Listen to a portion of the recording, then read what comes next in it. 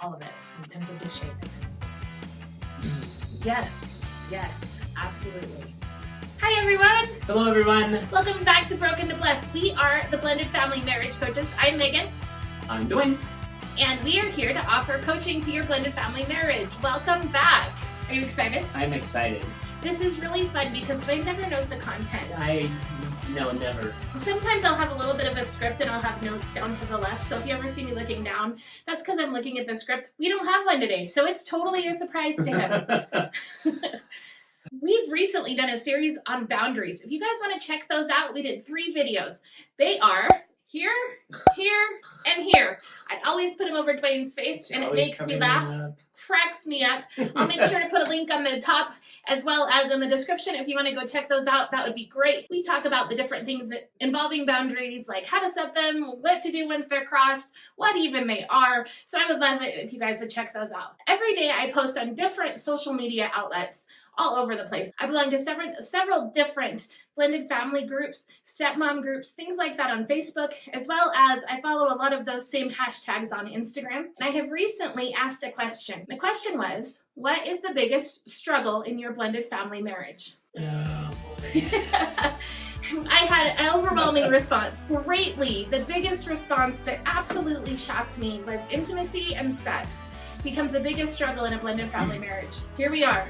We're going to do it. We're going to talk about sex. A little bit of a warning would have been nice. I have to tell you, when I first started this whole idea and vision casting about what this ministry, what this business, whatever this is was going to look like, I told Dwayne, I am not going to have a marriage ministry and not talk about sex. That's right. It's just not fair. It's not right. We do have resources and tools and other issues in our marriage, but the one resource that always seems to be neglected is that of sex or intimacy in the marriage. And I do separate those, sex or intimacy. A lot of people think that it equals, and it doesn't. Intimacy does not equal sex, but I like to say intimacy often leads to sex. Yes. Intimacy is the one thing that typically, in a typical marriage, the man often neglects. He wants to get to the sex. But intimacy is the one thing, and again, being very stereotypical, intimacy is the one thing that the woman often needs in order to get to sex. So that becomes a problem, because if the man neglects it and the woman needs it, then neither needs are being met because the sex isn't happening, but neither is the intimacy. Again, that's being very stereotypical. It can be switched, but that's often what I hear, is that there's a lack of intimacy, therefore there's a lack of sex. Right. I have put together a resource on how to improve the intimacy in your marriage. If you want to click it down below, that's fine. I'm going to cover some of those topics here just really briefly. I don't want to dive too deep into this. I don't want to get censored by YouTube. I don't want people to think that we have a rated X channel and we're going to talk about those kind of things because we do not. No. We are strong Christians. We believe that sex is only for the marriage relationship. Correct. We believe that oftentimes people fall out of that, and that's when struggles happen, similar to all types of sin. That's what our beliefs are. So this is not a gross, this is not a raunchy, this is not going to be anything. I'm not going to get into details. I'm just going to do a very quick overview on how to improve the intimacy in your marriage, therefore how to improve the sex in your marriage. Correct. Number one is to always schedule it. And this sounds very counterintuitive because you want it to be spur of the moment. Right. You want your husband or your wife to just sweep you off your feet because they are so attracted to you and they just can't keep their hands off of you. And while that works in the movies, it doesn't often work in our homes and in our marriages and in our everyday lives. Unless you haven't figured it out, movies are not true and not realistic. Okay, so that's step number 2. He's jumping ahead of me, but that's okay. We'll get there. Okay, so step number 1, plan it, schedule it, talk to each other. So what I recommend is talk to each other. Hey, hon, if you were to choose how many times a week we were going to get intimate and use that phrase, it's important that you use that phrase and I'll explain why. How many times a week would you prefer that happened? And let's say the wife says, I want it 5 times a week. And the husband says, I might be able to do 2. I want you guys to come up with a compromise and schedule it 3 times a week. What you're going to do is you're going to literally put it in your planners. Of course, don't put intimacy at 8:30 on Wednesday night because other people might see that. That's not always private. Put a little heart. Put something, text each other, put it on a shared calendar in your phones. Find a way to make that a priority to you both. Right. That means that the kids are in bed on time. Right. Dinner's done on time. Mm-hmm. I don't care if the dishes aren't done. You guys have a date at 8:30 on Wednesday night.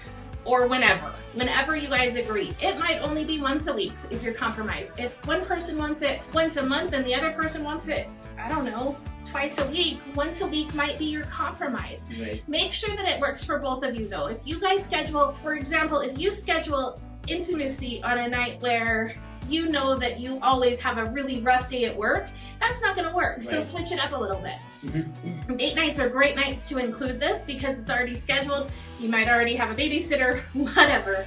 But you'll notice that I'm using a key word here. I am not saying that you're scheduling sex. Take the pressure off. There is no pressure that at 8:30 on Wednesday night we are going to get dirty. Right. There's no pressure here, right? It's Right. about being intimate with each other. Mm-hmm. Again, I have different topics to discuss. I have a lot of resources down in the comments below if you want to click on them.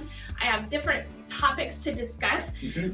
on a date night that might lead to some intimate moments, that might lead to some good conversations. Intimacy often leads to sex, and if there's a lack of intimacy, oftentimes there's a lack of sex, but sex very rarely leads to intimacy. So start with intimacy. Right. Takes the pressure off of both parties. If you have sex that night, great! If you don't and you just have a time to really get intimate with one another for about a half an hour and connect, talk about different things that you normally wouldn't talk about, that is awesome, and I guarantee that's going to improve your sex life. Correct. Number 2 is to keep it realistic. So number 1 is to schedule it. Number 2 is to keep it realistic. Women are horrible at this. We want what we see in the movies. I had a pastor's wife tell me one time that she refuses to watch chick flicks. She refuses to watch those romantic movies like the Hallmark Channel shows where the guy always does the right things and says the right things and is the perfect romantic and the woman is just swept off of her feet. And I was a little bit offended because my husband will never tell me what movies I can and cannot watch. Ever. But now I know that when I watch those movies, I always end up feeling a little bit disappointed because, believe it or not, that's not Dwayne. Dwayne is an extremely romantic man. He is great at speaking my love language. He is an amazing person. You're my everything. You're my everything. Aww. But he's not the typical whatever guy from any chick flick. He's just not. I'm not the knight in shining armor who's riding on a horse. What's the joke? You're my something in tinfoil. I don't know what the joke was, but anyways, what I'm trying to say is keep it realistic. Your husband or your wife, and believe it or not, husbands, your wives are not going to be like the movies that you guys enjoy either. They're not going to be the Lara Croft Tomb Raider or Superwoman or whatever it is that you see in those movies. Right. And they're just not. That's not how they're made. And if you are turned on by those kind of movies, you guys need to step away from them because honestly, then when you are intimate, you're going to be disappointed by what you get.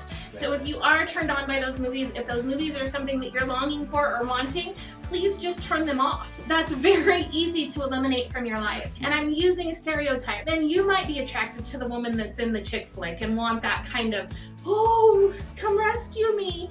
And your wife is not. She's a very assertive, independent woman. And if you turn the movie off, guess what? Now you have nothing to compare her to and you can just love your wife. Right. So number 1 is schedule it. Number 2 is keep it realistic, you guys.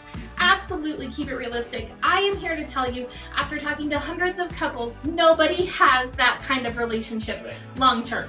Right. It might be that way in the beginning. It wasn't for us. When Dwayne and I met, he was wearing a fanny pack and I still married him. You will never hear the end of that. Oh my goodness, you just put that out on the entire YouTube I world. did. I put it out there. It might have been that way in the beginning. It may have been he swept you off your feet and he was all of your dreams come true, or she just came in like the heroine that you needed in your life. But I'm here to tell you that's not realistic long term, and your expectations will continually to be disappointed. With that, I also want to address, if you watch porn, absolutely stop doing that. I'm not going to go there. If you guys need help with that, I know that's a true addiction. Yes, it is. I'm not going to go there, but if you guys need help with that, reach out and seek the help that you need in order to break that addiction.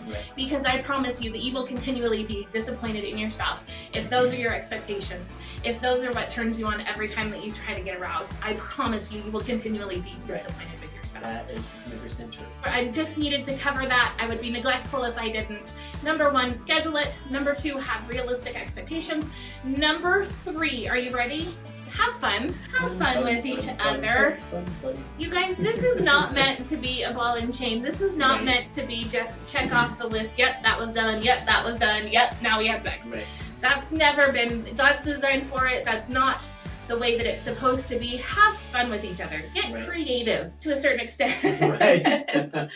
If you need to move it out of the bedroom, move it out of the bedroom. If you need to have your intimate moments, I'm not saying have sex. If you need to have your intimate moments in the living room, make sure the kids are away for the night. And get intimate in the living room. If it leads to sex, it leads to sex. If you need to have your intimate moment in your car, make sure that you're parked somewhere private. And if it leads to sex, it leads to sex. Just take it out of the bedroom. Get creative with it. Don't always end up in the same exact routine. Get creative. And that's where those talking points come in. They're not naughty. You guys aren't going to be talking dirty to each other if you have those conversations. But if you have those conversations, it could lead to something that's naughty and, I don't know, talking dirty to each other. If that's what you enjoy. Just get creative. Have those conversations with each other. And number 4, make sure to communicate with your partner what you enjoy and what you don't enjoy. I'm talking intimate here. So one of the things that we've learned over the 10 plus years that we've been married is really getting to know one another and find out and listen to your spouse. You know, what do they enjoy, what do they not enjoy, you know, whatever it is, that's part of the joys of sex within marriage. Is that some people always say, I can't understand why it'd be so enjoyable having sex with the same person over 10 years. Well, then you don't really understand what intimacy and sex are all about, because getting to know your spouse and what they really enjoy is very enjoyable, and the more you get to know your spouse, the more enjoyable your intimacy and sex will be. Absolutely. That's so important. Listen, pay attention, and don't be afraid to tell your partner what you enjoy. That's something that a lot of people shy away from because it makes them feel like they have to beg their spouse for it. It goes back to planning this.